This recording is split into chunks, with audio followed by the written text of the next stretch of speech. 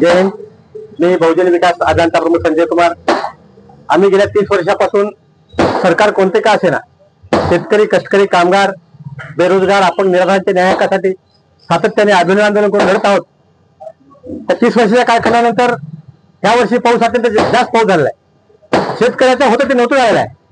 अनेक शेतकरी शेती मुळासकट होऊन गेले. ते शेती दुरुस्त करायला किमान 5 वर्ष लागणार आहेत. असं असताना सरकारने यांना मदत करणं, हेक्टरी 50,000 रुपये देणं, त्यांचं पूर्ण कर्ज माफ करणं, त्याला पीक विमा देणं, ही बाब असताना शेतकऱ्याच्या हिताकडे सरकार गांभीर्याने पाहत नसल्यामुळे आम्ही या वर्षाची दिवाळी साजरी करणार नाही असं जाहीर कराय. आम्ही कोणावर दबाव टाकणार नाही, कारण आमच्या त्या बुद्धीला पटत नाही.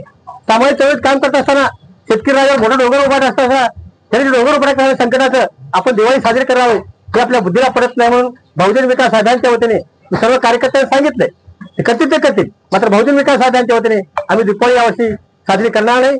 येत्या भाऊबीज दिवशी आम्ही उपजिल्हाधिकारी कार्यालयासमोर गळ्यामध्ये काळे कपडे घालून आम्ही सरकारला विनंती करणार आहोत, तुम्ही शेतकऱ्याच्या मागणीकडे लक्ष द्या, त्याच्या मागण्या मान्य करा म्हणून आम्ही विनंती सरकारकडे करणार आहोत. हे सांगू देतो. जय हिंद, जय जवान, जय किसान.